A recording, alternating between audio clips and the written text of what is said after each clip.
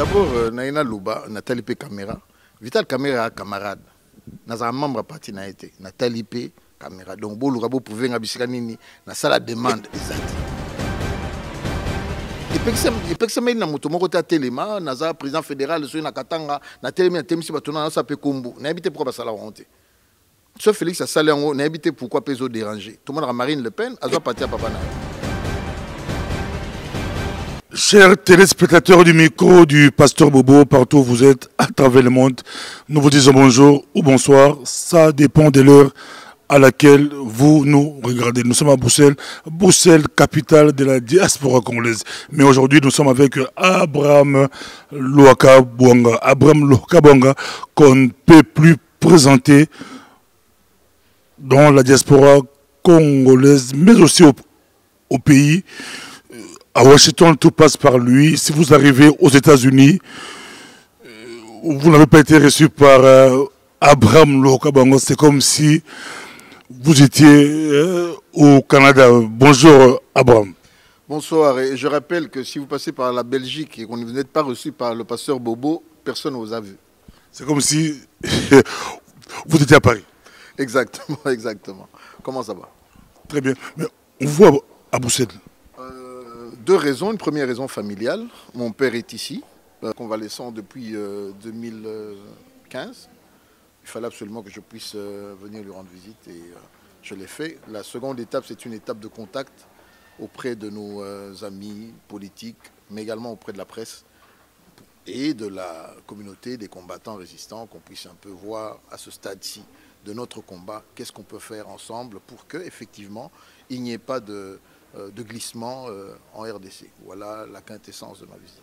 Au niveau du micro du pasteur Bobo, nous aimerions bien recevoir votre père parce que ce sont des personnes qui connaissent beaucoup par rapport à notre histoire, la République démocratique du Congo. Si on vous demandait de parler un peu de votre père, 2 minutes. Je vous dirais que mon père est un peu ma star, 87 ans, toujours lucide, gloire à Dieu. Aujourd'hui, par ailleurs, on fête le 34e anniversaire de l'UDPS. Il a été l'un des cofondateurs avec Papa Étienne. Papa Louaka Bouanga, 87 ans, comme je dis, participant en 59 à la table ronde avec notre héros national Lumumba et d'autres personnalités. Il a été gouverneur élu en 62 au Kassai occidental, Kikwit. On a également été dans le Bas-Congo. Sa dernière fonction politique, c'est en 70. Il était commissaire d'État, non, inspecteur d'État. Donc depuis 1970, il n'a plus exercé une seule activité politique. Il a essayé de revenir par les élections du bureau politique en 77, mais malheureusement, malgré qu'il avait gagné dans la ville de Kananga, la décision était venue d'ailleurs pour qu'il ne soit pas proclamé vainqueur. Ce qui, je suis sûr, l'a conduit à rencontrer d'autres amis également qui étaient frustrés de voir Mobutu faire la politique qu'il a faisait. Et c'est comme ça qu'on a commencé à voir les Papa Étienne, Papa Bouankiem venir à la maison vers les débuts des années 80. Donc voilà, c'est pour moi un conseiller, un papa que j'aime bien, qui m'a donné, et qui nous a, parce qu'il est toujours vivant, il nous a donné cette ouverture d'esprit. On discute avec mon père. Il y a pas de, je ne suis pas d'accord, je peux lui dire non. Et ça, c'est depuis que j'ai grandi. Et il va toujours te dire, tu dis non, mais pourquoi? Tu dois articuler ta pensée. Donc, je n'ai même pas accompli 30% de ce que lui a fait. Et je rappelle que ils sont venus de réclamer l'indépendance en 59 ici. Ils étaient dans la salle avec Lumumba en 60. Ils ont été les premiers dirigeants de la RDC. Votre père était à la table ronde ici en Belgique? Oui, en 59 à la table ronde. Et c'est d'ailleurs ma question, je lui dis, mais dites-nous quel a été ce secret. Nous étions sous colonisation, vous avez pris un avion, vous êtes venus jusqu'ici, discuter du cas du Congo. Et quand il y a eu un problème, vous avez dit aux Blancs, aux Belges, stop, on veut voir Lumumba. Et le héros national, qui était en prison, beaucoup de Congolais ne le savent pas, a été libéré de prison pour venir parler aux Belges. Donc, je me dis, vous voyez, c'est vrai, c'est le sens et l'esprit. C'est le combat que nous avons aujourd'hui face à ce que nous savons, une occupation en RDC. Si nos parents réussissent, j'ai la foi, on va réussir, et très bientôt par ailleurs. On nous suit partout à travers le monde. L'actualité oblige la journée ville morte. Pour l'opposition, un grand succès. Pour le pouvoir, fiasco. C'est sûr, je crois qu'il y a, comme on dit, un temps pour tout. Il y a un temps pour rire, il y a un temps pour pleurer, mais je crois que la mauvaise volonté de ceux qui aujourd'hui contrôlent le Congo ne pouvait arriver qu'à cette situation. Comment voulez-vous que des personnes décentes, et je regrette parce que on dit oui, le pays est occupé, que les influences viennent de l'extérieur, mais ce sont des éminents professeurs, des gens que vous et moi, des fois, on connaît. D'autres, on a même été sous le banc de l'école ou de l'université ensemble, que de voir que ces gens oublient que le Congo a été... On a déjà perdu près de 7 ou 8 millions de personnes qui ont été massacrées, qui sont tombées à la suite des balles, à la suite des maladies, mais qui ont une très mauvaise gestion. 1 milliard de dollars a disparu depuis 2012. 250 millions chaque année pour organiser des élections. Nous arrivons en 2016, on nous dit Mbongo Ezate. Ce n'est pas sérieux.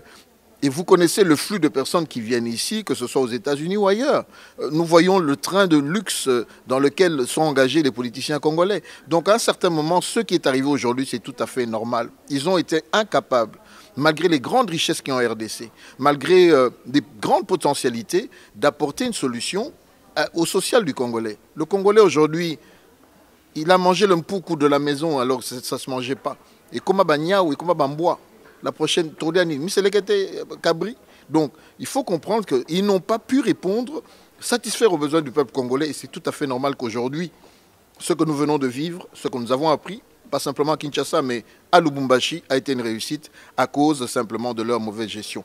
Et je crois que la poussée que nous venons de voir, le résultat que nous avons obtenu, qui n'est pas simplement le résultat des politiques, alors je me tourne vers mes frères combattants, résistants, patriotes, bravo, chapeau. Nous avons fait un travail. La continuité de ce travail, c'est le message que nos frères au Congo ont relayé. Continuons à travailler ensemble, mettons de côté ce qui nous divise, allons jusqu'au bout et à la fin de ce que nous allons vivre, là, s'il faudra rendre des comptes, chacun rendra des comptes pour ses actes. L'Amérique est-elle complice de l'opposition? Vous savez, l'Amérique réfléchit par intérêt. Si maintenant l'Amérique constate que ses intérêts sont en difficulté, si l'Amérique constate que demain, tout ce qu'elle a investi risque de partir en l'air, il y a des risques de pillage, il y a des risques de mécontentement qui vont pousser à ce que la production se perde. Je le dis parce que je ne suis pas naïf. C'est l'Amérique qui nous a amené Kabila. C'est l'Amérique qui a refusé la victoire de Tshisekedi en 2011. Aujourd'hui, l'Amérique constate que le peuple congolais n'est pas d'accord avec Tshisekedi, pas Tshisekedi, avec Kabila dans la grande majorité, et s'aligne du côté du peuple. Là, je me tourne vers l'opposition pour dire, ne soyez pas naïfs, ouvrons les yeux et bien fort, tout comme la diaspora. C'est vrai, on a fait un travail auprès des Américains. Ils ont dit qu'ils vont saisir les biens, ils vont arrêter tout ça. C'est bien beau, mais ils auraient pu le faire il y a 10 ans. Ils le font maintenant. Bon, gloire à Dieu, mais on n'est pas naïf. Donc, vigilance, tous azimuts. Un peu comme le football, tout le bac américain après si passe à nord. Qu'on soit journée ville morte, Amérique, par bataille de Bosso. PC hors de diplomate babimate ça passe en nombre de opposition na kolobeza passe en note pour biso to sei mosala na kosenga na ba ebalandi ba kende kotala diaspora congolaise surtout biso aux États-Unis to sali mosala wana ko kende bisika ba sénateur bisika ba député ba congressmen to sali mosala bisika département d'état bo moni yango kutu misusu ba uta Belgique ba RAP. On a fait un travail d'ensemble et sali que déjà en 2014 et oui, 2014-2015, tout le monde qui sénateur qui est à Kinshasa à lobby, troisième mandat exaté, tout le monde qui sénateur Fengol Loaza qui est envoyé spécial à lobby, troisième mandat exaté. Donc, bilo retourne la résultante, il y a Moussala Tosala et à lobby auprès des Américains. Constat, il y a Mikolo, papa, que je salue, il y a Fédération de droits de l'homme et tout ça, on a appuyé. C'est un travail collectif. Et que ça, qu'Amérique, les lois, comprendre que non, il faut et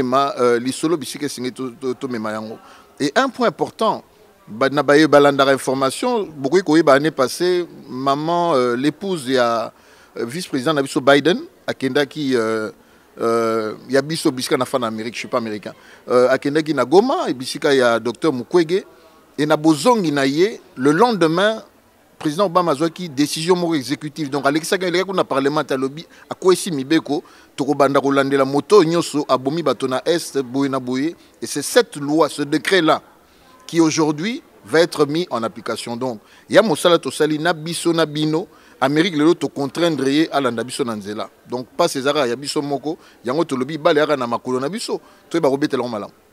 Bakangi faye loupé batiki mbango okolo bani arrestation bon enlever et puis relâcher. Na oloba toute chose concourt au bien de ceux qui aiment Dieu et qui sont appelés selon son dessein.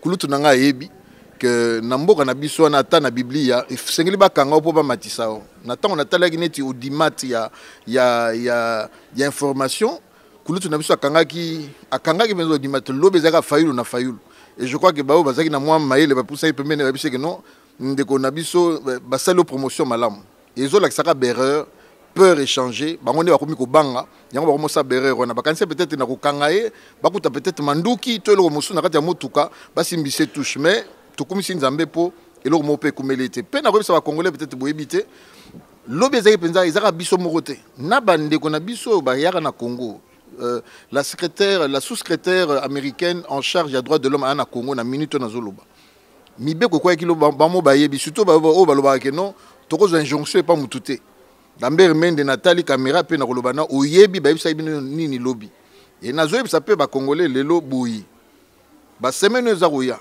ba délégation roya na Congo soki boko tiaka mutu mato mangongi boko kendaka na loma Nathalie caméra et je vous le dis soki ka mato mangongi boko kendaka na loma o ezali bandeli balubi bako bando kanga ba 7 ya bato c'est-à-dire biloko bato bazana ngo bako banda kolandela ba dossier moto moko mais décision et ces ouami na lola pe kitina mabele Kabila dégage to vivre en eux Yebela nzembo bimi na kan na chan bimi mais succès au santé aux hommes de médias awa comme to médias siko yebela ndeko na oyebi nenga mboka na biso po toza poumon to binisa mokili bandombolo na badanse mususu mikolo kutu tika na lobango ata mokili ko sepela te moto yo sabi yo ngelo bani na ekoti to ekoti te donc ça tout à fait normal net na créativité wana oza bonzambe yebela ezali prophétique et puis lobami na malembe ba biso na maisengo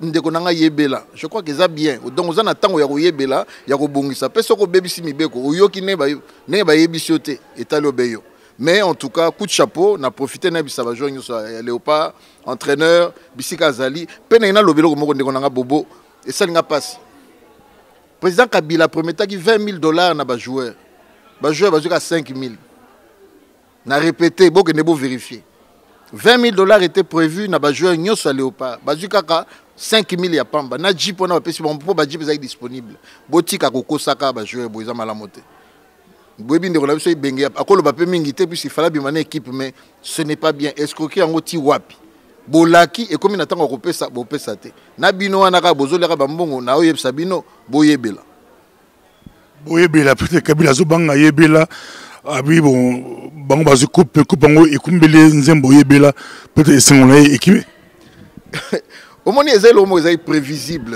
na moto ataka lecture ya masolo. D'abord, ce Léopard est gagné, ils allaient tout à fait normal. Ce total, il va m'bouler misato etikali. Avec le tobetagi final, il y a Coupe d'Afrique. Mazembe babeti on deux fois ballon en coup l'année passée. Donc tout ça quand même nos satures, on a ba bon joueur, les Loba Renaissance, ba joueur bazali dans une nation de 70 millions d'habitants, tozali. Pour na ngezeli kama okamote. Ezaka botia ba joueur en na ba condition malamu ya mosala, ba ko copier sa performance. Donc oui, c'est vrai 6 mai baluka à 9 et balukeli bango tout le babou. Tout ça, yo, tout le monde qui est gros que ça même, yo ça moto quand même, osa ba casquette belé.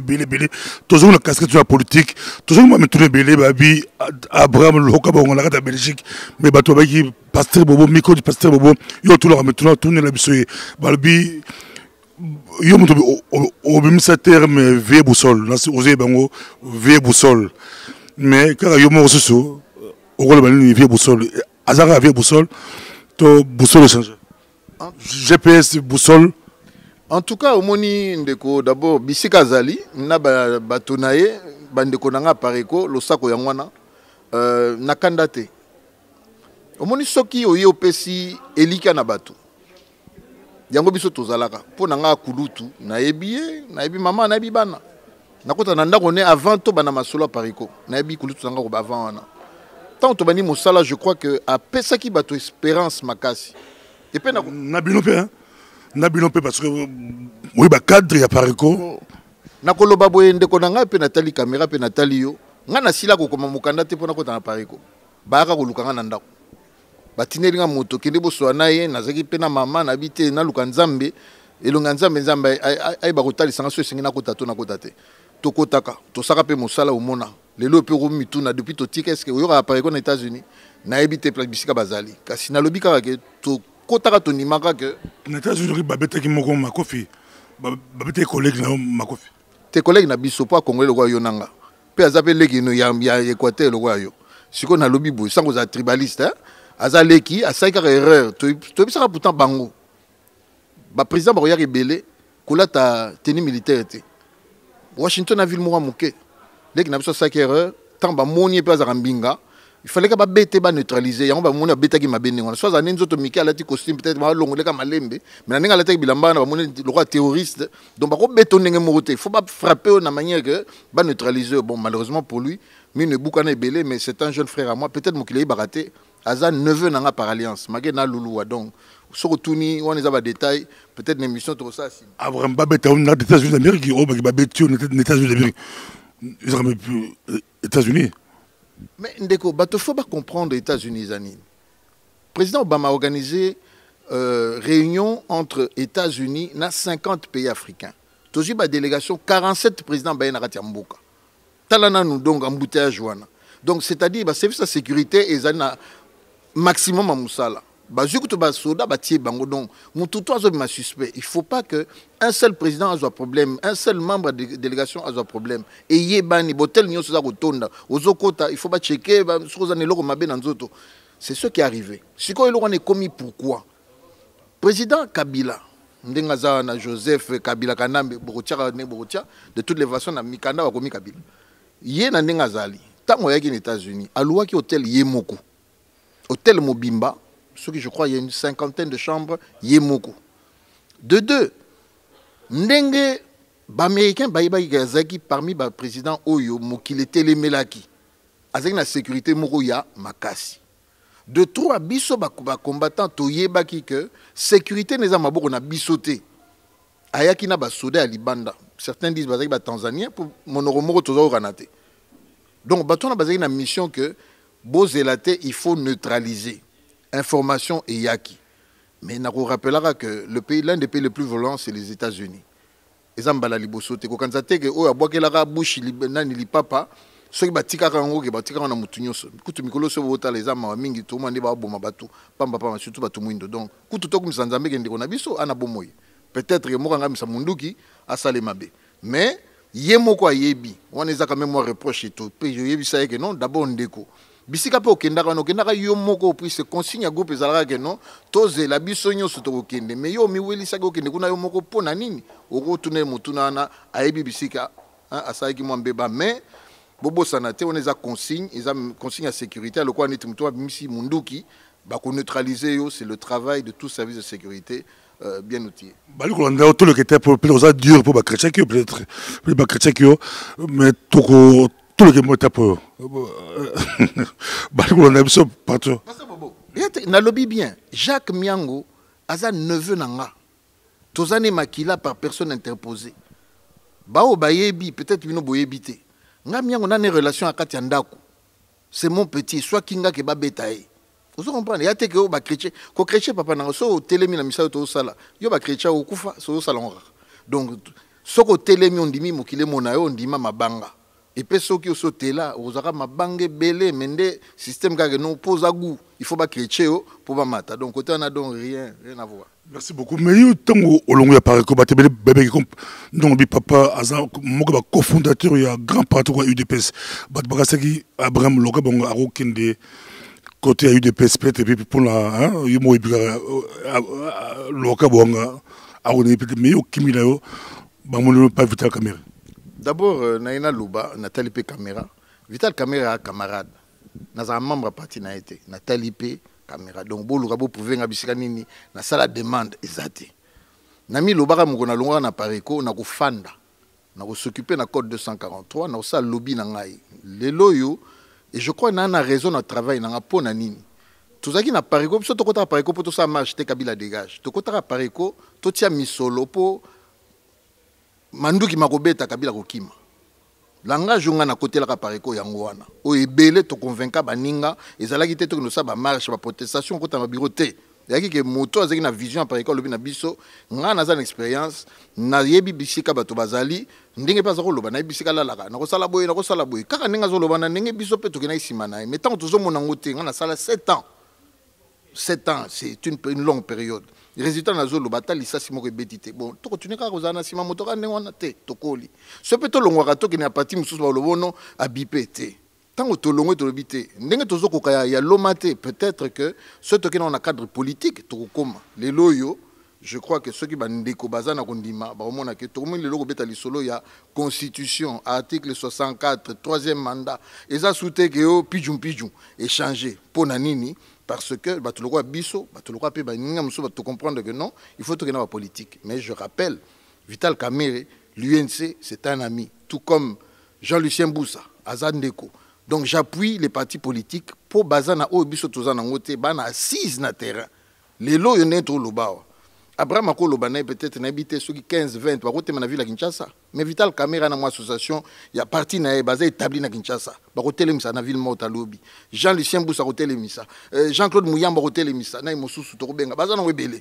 et to sepeli kutu lelo lobi kutu ke na ndenge UDPS et telemi pepo na telemi na bandiko na makasi ngabi eloko bosana za ngote to na besoin d'unité et ça te na sali appel il y a ville morte et ça que na minute photo kende bomoko to sikola mboka nde na sima to koyeba kotala to ke na maponami oyo aza na programme malamu oyo pe ya osepesa peuple ba kopona e ezali comme coup d'état te ezali comme ya koyeba ko avancer et on a lobi na bandeko sans polémique na milongola repavier na yepa ndeko et na zongi sibino na vidéo na lobi to appuyer Vital Kamerhe na est na lobi na binote boki nokota na parti na e et na repeso image kitoko année passée Joseph Fawuti soki na Kindo akititi na Bukavu oye biango pe olakisango na Bukavu batiele ba micro il fallait pe sa meeting et foirer batu ba yete nana ngalo beke batu ba yate les angwanda te zangate eza président parti politique oyo na Bukavu aza pomba comme on est Vital na bitele mabongabi master c'est bien c'est ce qui nous intéresse les loyo Vital Kamerhe kangana S le lobby comme Moïse akangina katanga na habité Jean-Claude Vouemba na Bakongo vienanga José Makila en Équateur Jean-Pierre c'est ce qui nous intéresse to bisika nyonso atiaki moi misisa na to pikola yango to mizongi sela akozanga esika et nakolo bano na minute oyo Joseph Kabila na base arrière atamokote na katanga bisika zaki na moi batu moko bazoliesa balongoli atikali wa. Est-ce que Abraham Lokabonga a une audience à retourner et Tshisekedi de Monumba? Aza papa nanga obligé Félix. Bossi beaucoup. Te na robenga se ba pesinga ka feve trokende et pe na robiso trokende elika nanga ezalaki na me papa nanga pour baza ba bakoli bayebi peut-être que ceux qui tokei ba papa ba ofungwama pe na kosenga ndiko nanga Félix Azalawana bayebisa biso ezanini pour essayer tous les pacola moko pa papa wana bane loko moko peut-être ba bomba papa nyo sa bomba ka pesa ndamba bomba ka oyo ba bomba na to na posa ebima komba oyo ekende bisike singile kende pour bango ba yebi monter à Félix Tshisekedi moninga na yo amati makasi pena mati makasi et comment ça ça ba mavungu ba faute grave mavungu ça déjà la partie il y a ça la c'est mavungu mais amati makasi mavungu ba faute grave comment on interpréter ba faux pas ya mavungu. Bon, nakoloba bon, monta Félix c'est normal. Nako rappeler batoneti na 2006. Moto moko ta ebaka nzanga Mobutu, politicien munene. Mais ayaka na kombo ya nzanga Mobutu. Kombo déjà omoni na vie ata na politique moto alingaka sala kombo. Mais Félix azoya na kombo ya papa nae. Félix azoya na crédibilité oyo ya papa nae. Azoya pe na structure ya parti ya papa nae. Wana eza eloko moko c'est un plus. Et de deux, au moins na parti wana ba moto moso a telemi azate. Et pekisa na moto moko ta telema na za président fédéral so na katanga na telemi na temisi batona na sa pe kombo. Na habité pourquoi ba sala honte. Ce Félix a salé en na habité pourquoi peso déranger. Tout le monde a Marine Le Pen azo parti à papa nae. Biso kuna to bunda leona Jeb Bush. Moi na mi balé à Bush. Moko déjà za président musu zanga ro tia mutu. Clinton moi si ya donc le monde a évolué. Kabila papa, Kabila fils. C'est un moins problématique. Bon, tout le barara. Mais ils ont moins problématique. Mais Koloba, Ndekonanga, Bobo, s'il était bien entouré, je crois qu'il peut jouer sa partition. Hein? Tu ne peux pas t'opposer avec le fils. Biso totangi na Félix. Tant que papa na bango na donc déjà na bané babando quand papa na bango 75, 76, 77. On a vu ça. Baya bazago tan na poto toki na bona poto il n'est pas la vie qu'on espérait. Yo fanda biso no mobutu akangi papa no bati na kati mboka. Bon vivre né boliande. Les gens oublient que Félix a souffert. Ils a été Félix ba Christian na bandi comme susu. Ba souffrir né ba souffrir et les lois ils a absence ya moto o Telemaki a récupéré parti et ça que Félix a avancé. Donc na kosenga na population na bandeko ezala UDPS ailleurs vraiment ce bokeh na congrès bota la penza d'une manière efficace les loyo le nom Tshisekedi ezala label.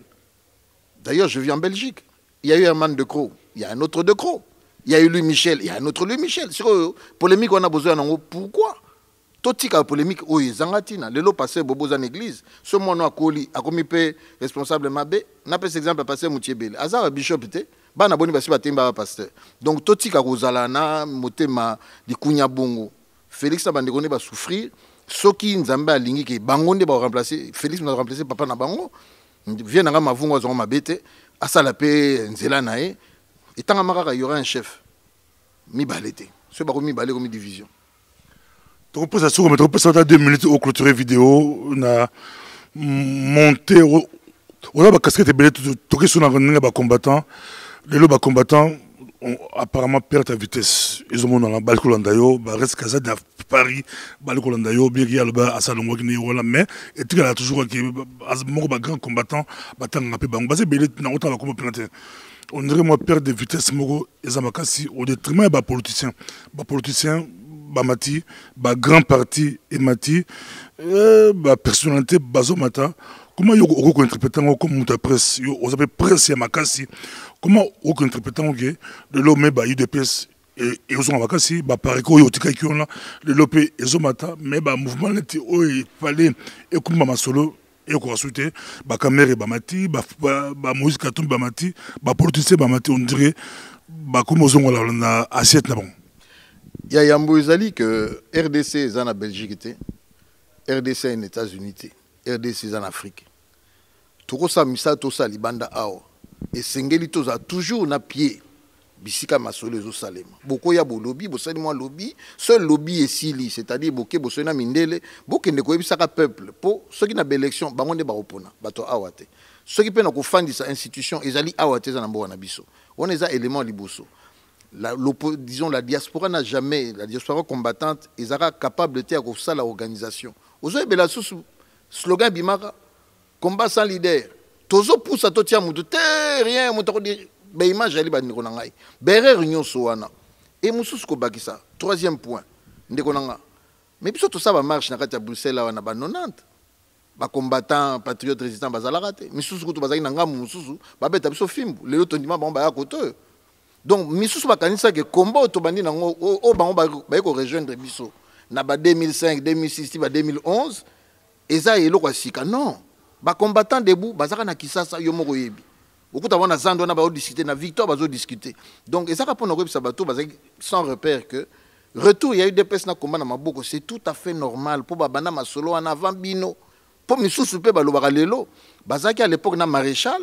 Les longs de te pardonner, bango tundima, bango ba kofanda. Logiquement, baba tout le monde peut faire balobate, mais na cadre il y a un tozo kende, to kende. Et pe baya ki ba kanisi que bango ba contrôler le combat, c'est faux. Le combat se fait chez nous. Et Tomiko Sanarami ko kanisa ke bisonne to la musa na Congo, je dis aux gens arrêtez les ali gros mensonges. Ngai na viva entrer à FDL, na zeki na Kisasa. Nako kimelo moté na membre ya pouvoir ya Mobutu te na boma na Mobutu te na zela bango ne bazoko ne bakota to mona yango mais ba marche ça na Kinshasa. Il fallait combat et bimsa ba personnalité ba leader mo ba bima ba Bram Bomati boyoto oteno la oki représenté à Pariko na état groupe ba bima o ba go faire face na ba leader msoso Bakamere, Bafayulo, pour chaque yo, il fallait négocier la banque tête à tête, mais apparemment, il y a la banque pour négocier tête. Quelle est la chose yo ou combattant ou combat bima, tant en face na leader d'opposition à Congo, c'est ça égal à égal. Nakoloba boye biso to bana tokoli na IDPS. Papa Loubar na biso toujours eza poids démographique. Ya neti oye na stade bato baza mokama na bato mokama na boni babetela ko mabuko. Ozo comprendre. Yoko ya osala vidéo, osala musala na terrain, c'est bien. Mais o afandi na Congo na pese exemple Vital Kamerhe.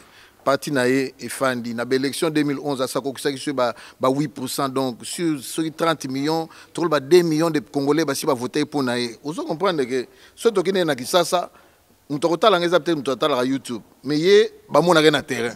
Vous comprenez? Il y a pas que les États-Unis aux armes fortes, soit à ça groupe nae à repêcher PO la diplomatie. Yango lobby naza fort wapina États-Unis. Si ko biso ba combattant résistant, il que manka biso ezali assise na terrain. Ozomona yango nanto tonde na boala nde bisika ba les obetama ba les alibanda te yango mo na minute pourquoi ba récupérer combat yo nanga mo tozongeza te bisika biso tokene na langage dur il politique nambe aza rwandais bambo benge monsieur le président Joseph Kabila azo mema mboka mabe ozo comprendre la différence ba okanga bango te mais biso poto ke langage politique donc politique biso to ngaka non ya loma zongisa na Rwanda boy na boy bakaki fayulu mais na politiquement a correct asa correct pe asa na immunité mo bo poza parlementaire mais biso to telemela bango non ba travailler ba collabo ba travailler na ba mais na minute oyo nana ngazo sage lobby ville moto na simba moto yo nanga na baninga mosuto benga collabo do er moto betaki yango bien te to reconnaître. Merci beaucoup. Tu as Sengo, Koyamba, Abraham, Lokabonga. Tu rappelles qu'à Zamon la Bruxelles, beaucoup de Zamon les États-Unis, à Zamon la Bruxelles, il y a Kalabate, il y a Bruxelles de l'eau, il y a Fanda avant Bisso, et puis à Canada, les États-Unis, donc, à Zamon il y a Bruxelles. Tom la souka, tu peux sur une minute au clôture vidéo, peut-être au à vos ongles, tu as peut-être toutes les possibilités à lire pour l'histoire, tout en a papa, tout autres pour l'histoire. En tout cas, il y a remercier l'équipe technique Nyoso et Pena Kosenga officiellement. À l'Obarangote, mais tout soutenir. Au moni, Pasteur Bobo, peut-être Bouye Baraté, Tolandakae, Bisso Nanga Mokuna. Tous à moins de 100 000 Congolais, Tolandakao. Mais Kolando, c'est bien. J'aurais préféré qu'un jour, à 100 000 Congolais, on peut s'attendre $1. Et qu'on permette peut-être son satellite, tout le monde, on permettre le donc appel Nazolo, je dis bien appel. Toyokanité, peut-être à tout n'auront jamais. Mais bon, ce pays sangai, atia numéro nae, bo sunga. Et vous allez bien. Pour misalo mingi to sala kabandi konanga, ils en a ba poche na biso. Des fois, tu as un problème na banda ku to yeb sabinote meza, motivation, ils appellent on zamba pesi biso ko sa mosala oyo. Yango to sala donc mon appel c'est pour soutenir les médias. Soutenez les médias. C'est pour que le Libanga, que les abongotés, Libanga kuto ezalate. Sala yango pour que demain le pasteur Bobo avance, qu'il ait un grand studio, que le pasteur Bobo demain est comme Miono, les Camerounais aux États-Unis, un super avion, aïe, assez les Camerounais à Zongi. Je crois que Zalapo et Sengo Nabiso Nyonso. Encore une fois, Open Roseng ezali polémique était, tout soutenir, Tora Namboka Moko, RDC, aux héritages à Yonangai, donc Toye Bela, Ingeta. Je crois au route on a média Europe Nancy à route à média Europe comme ça casquette belé à route à moi battu belé merci beaucoup.